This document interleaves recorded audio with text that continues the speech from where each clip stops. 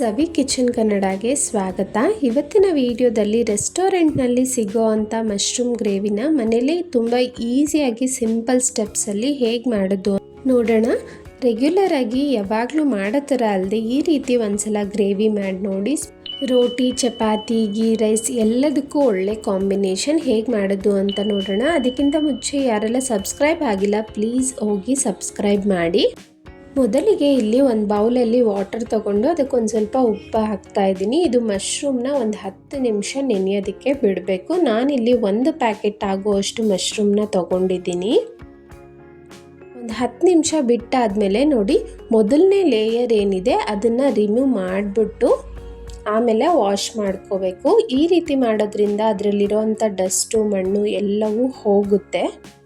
ಈ ರೀತಿ ಲೇಯರ್ನ ತೆಗೆದು 2 ರಿಂದ 3 ಸಲ ಚೆನ್ನಾಗಿ ವಾಶ್ ಮಾಡ್ಕೊಳ್ಳೋಣ. ಅನಂತರ ನೋಡಿ, ದೊಡ್ಡದಾಗಿದ್ದರೆ ಒಂದು 4 ಪೀಸ್ ಮಾಡ್ಕೊಳ್ಳಿ. ಚಿಕ್ಕದಾಗಿದ್ದರೆ ಈ ರೀತಿ 2 ಪೀಸ್ ಮಾಡಿಕೊಂಡ್ರೆ ಸಾಕಾಗುತ್ತೆ. ಮಶ್ರೂಮ್ನ ಮೊದಲನೇದಾಗಿ ಕ್ಲೀನ್ ಮಾಡಿ ಪಕ್ಕಕ್ಕೆ ಇಟ್ಕೊಂಡ್ರೆ ಆಮೇಲೆ ತುಂಬಾ ಈಸಿಯಾಗಿ ಮಾಡಿಬಿಡ್ಬೋದು ಈ ಗ್ರೇವಿ. ಈಗ ಪ್ಯಾನ್ಗೆ ಒಂದು 2 ಟೇಬಲ್ ಸ್ಪೂನ್ ಆಗುವಷ್ಟು ಎಣ್ಣೆ ಹಾಕಿ ಮಶ್ರೂಮ್ನ ಹಾಕ್ಕೊಳ್ತಾ ಇದ್ದೀನಿ. 1/4 ಟೀ ಸ್ಪೂನ್ ಆಗುವಷ್ಟು ಉಪ್ಪನ್ನು ಹಾಕಿ 1/4 ಟೀ ಸ್ಪೂನ್ ಆಗುವಷ್ಟು ಅರಿಶಿನ ಹಾಕ್ಕೊಳ್ತಾ ಇದ್ದೀನಿ. ಸ್ಟವನ್ನು ಲೋ ಫ್ಲೇಮಲ್ಲಿ ಇಟ್ಕೊಳ್ಳಿ. ಈಗ 2 ರಿಂದ 3 ನಿಮಿಷ ಮಶ್ರೂಮ್ನ ಫ್ರೈ ಮಾಡ್ಕೋಬೇಕು. ಈ ಮಶ್ರೂಮ್ ನಮಗೆ ಸಾಫ್ಟಾಗಿ ಆಗಿಬಿಡಬಾರ್ದು, ಅದಕ್ಕೆ ಲೋ ಫ್ಲೇಮಲ್ಲಿ ಇಟ್ಕೊಂಡು ನಿಧಾನಕ್ಕೆ ಫ್ರೈ ಮಾಡ್ಕೊಳ್ಳೋಣ. ಈ ರೀತಿ ಮೊದಲೇ ಸ್ವಲ್ಪ ಫ್ರೈ ಮಾಡ್ಕೊಳ್ಳೋದ್ರಿಂದ ಹಸಿ ಸ್ಮೆಲ್ಲೆಲ್ಲ ಹೋಗಿರುತ್ತೆ, ಹಾಗೆ ತುಂಬ ಚೆನ್ನಾಗಾಗುತ್ತೆ ಗ್ರೇವಿ ಸಹ. ಆ ಮಶ್ರೂಮಲ್ಲಿ ಇರೋವಂಥ ನೀರೆಲ್ಲ ಬಿಟ್ಕೊಂಡಿದೆ ನೋಡಿ. ಈಗ ಸ್ಟವ್ನ ಆಫ್ ಮಾಡಿ, ಈ ರೀತಿ ಇರುತ್ತೆ ಮಶ್ರೂಮು. ಅದನ್ನು ಪಕ್ಕಕ್ಕೆ ಇಟ್ಕೊಂಡು ಈಗ ಅದೇ ಪ್ಯಾನ್ಗೆ 2 ಟೇಬಲ್ ಸ್ಪೂನ್ ಆಗುವಷ್ಟು ಎಣ್ಣೆ ಹಾಕಿ 2 ಮೀಡಿಯಮ್ ಸೈಜ್ ಈರುಳ್ಳಿನ ಕಟ್ ಮಾಡಿ ಹಾಕ್ಕೊಂಡಿದ್ದೀನಿ. ಈರುಳ್ಳಿ 1 ರಿಂದ 2 ನಿಮಿಷ ಫ್ರೈ ಮಾಡ್ಕೊಳ್ಳೋಣ. ಒಂಚೂರು ಸಾಫ್ಟಾಗಿ ಆಗಬೇಕು. ಈರುಳ್ಳಿ ಎಲ್ಲ ಒಂಚೂರು ಸಾಫ್ಟ್ ಆಗ್ತಿದ್ದಂತೆ ಇಲ್ಲಿ 1 ಮೀಡಿಯಮ್ ಸೈಜ್ ಟೊಮೆಟೊನ ಹಾಕ್ಕೊಂಡಿದ್ದೀನಿ. 1.5 ಇಂಚ್ ಆಗುವಷ್ಟು ಶುಂಠಿ, 10 ರಿಂದ 15 ಎಸಳು ಆಗುವಷ್ಟು ಬೆಳ್ಳುಳ್ಳಿ ಹಾಕ್ಕೊಳ್ಳಿ.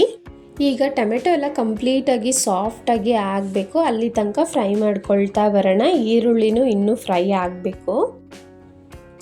ಇದೆಲ್ಲ ಒಂಚೂರು ಫ್ರೈ ಆಗ್ತಿದ್ದಂತೆ ಇಲ್ಲಿ ಒಂದು 20 ಗೋಡಂಬಿನ ತೊಗೊಂಡು ಹಾಕ್ಕೊಳ್ತಾ ಇದ್ದೀನಿ. 1 ಇಂಚು ಚಕ್ಕೆ, 2 ಲವಂಗ, 1 ಏಲಕ್ಕಿ ಹಾಕಿದ್ದೀನಿ. ಈಗ ಮತ್ತೆ ಫ್ರೈ ಮಾಡ್ಕೊಳ್ಳೋಣ ಒಂಚೂರು. ಗೋಡಂಬಿ ಎಲ್ಲ ಇಲ್ಲ ಅನ್ನೋರು ಒಂದು ಸ್ವಲ್ಪ ಕಾಯಿನ ಹಾಕೋಬೋದು ಅಥವಾ ಬಿಳಿ ಎಳ್ಳನ್ನು ಹಾಕ್ಕೊಳ್ಬೋದು. ನಿಮಗೆ ಸೇಮ್ ರೆಸ್ಟೋರೆಂಟ್ ಸ್ಟೈಲ್ ಬೇಕು ಅಂದರೆ ಗೋಡಂಬಿ ಹಾಕಲೇಬೇಕು. ಆ ಟೆಕ್ಸ್ಚರ್ ಆಗಲಿ ಟೇಸ್ಟ್ ಆಗಲಿ ತುಂಬ ಚೆನ್ನಾಗಿರುತ್ತೆ. ಎಲ್ಲವೂ ಫ್ರೈ ಆದಮೇಲೆ ಈಗ ಒಂದು ಸ್ವಲ್ಪ ಆರಕ್ಕೆ ಬಿಟ್ಟು ನಂತರ ಮಿಕ್ಸಿ ಜಾರ್ಗೆ ಟ್ರಾನ್ಸ್ಫರ್ ಮಾಡ್ಕೊಳ್ಳೋಣ. ಇದ್ರ ಜೊತೆ ನಾನು 1 ಹಿಡಿ ಆಗುವಷ್ಟು ಕೊತ್ತಂಬರಿ ಸೊಪ್ಪನ್ನು ಕಡ್ಡಿ ಸಮೇತ ಹಾಕ್ತಾ ಇದ್ದೀನಿ. ಈ ಬೇರೆ ಏನು ಸೇರಿಸ್ತಿಲ್ಲ, ಇದನ್ನೇ ನುಣ್ಣಗೆ ಈ ರೀತಿ ಗಟ್ಟಿಯಾಗಿ ರುಬ್ಕೋಬೇಕು. ತುಂಬ ನೀರು ಮಾಡೋಕ್ಕೆ ಹೋಗಬೇಡಿ. ಈಗ ರುಬ್ಬಿರೋ ಅಂಥ ಮಸಾಲೆ ಸೈಡ್ಗಿಟ್ಟು ಪ್ಯಾನ್ಗೆ 3 ರಿಂದ 4 ಟೇಬಲ್ ಸ್ಪೂನ್ ಆಗುವಷ್ಟು ಎಣ್ಣೆ ಹಾಕ್ಕೊಳ್ತಾ ಇದ್ದೀನಿ. 1/4 ಟೀ ಸ್ಪೂನ್ ಆಗುವಷ್ಟು ಸೋಂಪು ಕಾಳು, ಸೋಂಪಿಲ್ಲ ಅನ್ನೋರು ಜೀರಿಗೆ ಹಾಕ್ಕೊಳ್ಳಿ. 1 ಪಲಾವ್ ಎಲೆ, 1 ಸಣ್ಣ ಈರುಳ್ಳಿನ ಸಣ್ಣದಾಗಿ ಕಟ್ ಮಾಡಿ ಸೇರಿಸ್ಕೊಂಡಿದ್ದೀನಿ. ಹಾಗೆ 1-2 ಹಸಿ ಮೆಣಸಿನ್ಕಾಯಿನ ಹಾಕ್ಕೊಳ್ಳೋಣ. ನೋಡಿ, ಈರುಳ್ಳಿ ಎಲ್ಲ ಒಳ್ಳೆ ಗೋಲ್ಡನ್ ಬ್ರೌನ್ ಬರಬೇಕು, ಅಲ್ಲಿ ತನಕ ಫ್ರೈ ಮಾಡ್ಕೊಳ್ಳೋಣ. ಈರುಳ್ಳಿ ಎಲ್ಲ ಬಣ್ಣ ಚೇಂಜ್ ಆಗ್ತಿದ್ದಂತೆ ಸ್ಟವ್ನ ಲೋ ಫ್ಲೇಮಲ್ಲಿ ಇಟ್ಕೊಳ್ಳಿ. ಈಗ 2 ಟೀ ಸ್ಪೂನ್ ಆಗುವಷ್ಟು ಖಾರದ ಪುಡಿ, 2 ಟೀ ಸ್ಪೂನ್ ಆಗುವಷ್ಟು ಧನಿಯಾ ಪುಡಿನ ಹಾಕ್ಕೊಳ್ತಾ ಇದ್ದೀನಿ. 1 ಪ್ಯಾಕೆಟ್ ಮಶ್ರೂಮ್ಗಾದರೆ ಪರ್ಫೆಕ್ಟಾಗಿ ಆಗುತ್ತೆ. ಒಂಚೂರು ಸ್ಪೈಸಿ ಬೇಕು ಅನ್ನೋರು ಅರ್ಧ ಟೀ ಸ್ಪೂನ್ ಆಗುವಷ್ಟು ಎಕ್ಸ್ಟ್ರಾ ಖಾರದ ಪುಡಿ ಹಾಕ್ಕೊಳ್ಳಿ.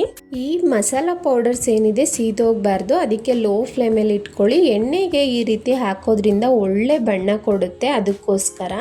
ನಂತರ ರುಬ್ಬಿ ಇಟ್ಕೊಂಡಿರೋ ಅಂಥ ಮಸಾಲೆನ ಹಾಕಿ ಎಲ್ಲವನ್ನು ಮಿಕ್ಸ್ ಮಾಡಿಕೊಂಡು ಆಯಿಲ್ ಸಪ್ರೇಟ್ ಆಗೋವರೆಗೂ ಫ್ರೈ ಮಾಡ್ಕೋಬೇಕು. 1-2 ನಿಮಿಷ ಮಸಾಲೆನ ಚೆನ್ನಾಗಿ ಆಯಿಲಲ್ಲಿ ಫ್ರೈ ಮಾಡ್ತಾ ಬಂದರೆ ಗ್ರೇವಿ ತುಂಬ ಚೆನ್ನಾಗಿ ಬರುತ್ತೆ. ನೋಡಿ, ಲೋ ಫ್ಲೇಮಲ್ಲೇ ಇಟ್ಟು ನಾನು 1 ನಿಮಿಷ ಪ್ಲೇಟ್ನ ಕ್ಲೋಸ್ ಮಾಡಿದ್ದೆ. ನೋಡಿ, ಆಯಿಲೆಲ್ಲ ಮೇಲೆ ಸಪ್ರೇಟ್ ಆಗಿದೆ ಅಲ್ಲ, ಮಸಾಲೆ ಪರ್ಫೆಕ್ಟಾಗಿ ರೆಡಿ ಇದೆ. ಈಗ ಮೊದಲೇ ಫ್ರೈ ಮಾಡಿಟ್ಟಿರೋ ಅಂಥ ಮಶ್ರೂಮ್ನ ಹಾಕ್ಕೊಳ್ತಾ ಇದ್ದೀನಿ. ಎಲ್ಲವನ್ನು ಒಂದ್ಸಲ ಚೆನ್ನಾಗಿ ಮಿಕ್ಸ್ ಮಾಡ್ಕೊಳ್ಳಿ. ಆ ಮಸಾಲೆ ಏನಿದೆ ಮಶ್ರೂಮ್ಗೆಲ್ಲ ಹೊಂದ್ಕೋಬೇಕು. 1 ನಿಮಿಷ ಎಲ್ಲವೂ ಫ್ರೈ ಮಾಡ್ಕೊಳ್ತಿದ್ದಂತೆ ಈಗ ನಾನಿಲ್ಲಿ ಕನ್ಸಿಸ್ಟೆನ್ಸಿ ನೋಡಿಕೊಂಡು ಮಿಕ್ಸಿ ಜಾರ್ಗೆ ನೀರನ್ನ ಹಾಕ್ಕೊಂಡು ಸೇರಿಸ್ಕೊಂಡಿದ್ದೀನಿ. ನಾನಿಲ್ಲಿ ದೊಡ್ಡ ಗ್ಲಾಸಲ್ಲಿ 2 ಗ್ಲಾಸ್ ನೀರು ಹಾಕ್ಕೊಂಡೆ. ನೋಡಿ, ಮಶ್ರೂಮ್ ಗ್ರೇವಿ ತುಂಬ ನೀರಾಗಿದ್ದರೆ ಚೆನ್ನಾಗಿರೋದಿಲ್ಲ. ಸೊ ಅದಕ್ಕೆ ತಿಕ್ಕಾಗಿ ಇರಬೇಕು. ಕನ್ಸಿಸ್ಟೆನ್ಸಿ ನೋಡಿಕೊಂಡು ನೀರನ್ನ ಸೇರಿಸ್ಕೊಳ್ಳಿ. ರುಚಿಗೆ ತಕ್ಕಷ್ಟು ಉಪ್ಪನ್ನು ಹಾಕ್ಕೊಂಡಿದ್ದೀನಿ. ಈಗ ಮೀಡಿಯಮ್ ಫ್ಲೇಮಲ್ಲೇ ಒಂದು 3ರಿಂದ 4 ನಿಮಿಷ ಮಶ್ರೂಮ್ನ ಚೆನ್ನಾಗಿ ಬೇಯಿಸ್ಕೋಬೇಕಾಗುತ್ತೆ. ಲಿಡ್ನ ಕ್ಲೋಸ್ ಮಾಡಿ ಆಗಾಗ ತಿರುಗಿಸ್ಕೊಳ್ತಾ ಮಶ್ರೂಮ್ನ ಬೇಯಿಸ್ಕೋಬೇಕಾಗುತ್ತೆ. ನೋಡಿ, ಗ್ರೇವಿ ಕನ್ಸಿಸ್ಟೆನ್ಸಿನೂ ನೋಡ್ಬೋದು, ಗಟ್ಟಿಯಾಗಿ ಬಂದಿದೆ.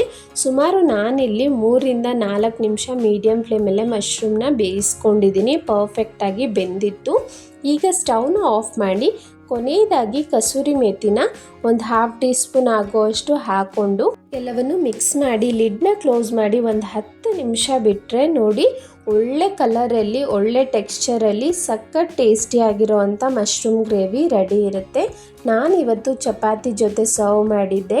ಗೀ ರೈಸ್, ಬಿರಿಯಾನಿ, ರೋಟಿ ಎಲ್ಲದಕ್ಕೂ ತುಂಬ ಚೆನ್ನಾಗಿರುತ್ತೆ. ಇನ್ನೇನು ಕ್ರಿಸ್ಮಸ್ಸು, ನ್ಯೂ ಇಯರ್ ಎಲ್ಲ ಬಂತು ಅಲ್ಲ, ಖಂಡಿತ ಒಂದ್ಸಲ ಟ್ರೈ ಮಾಡಿ ಈ restaurant style mushroom gravy enjoy ಮಾಡ್ತೀರಾ ಅಂತ ಹೇಳ್ತಾ, ಇದೇ ರೀತಿ ಯೂನಿಕ್ ಆ್ಯಂಡ್ ಸಿಂಪಲ್ ರೆಸಿಪೀಸ್ಗಾಗಿ ಸವಿ ಕಿಚನ್ ಕನ್ನಡನ ಸಬ್ಸ್ಕ್ರೈಬ್ ಮಾಡಿ.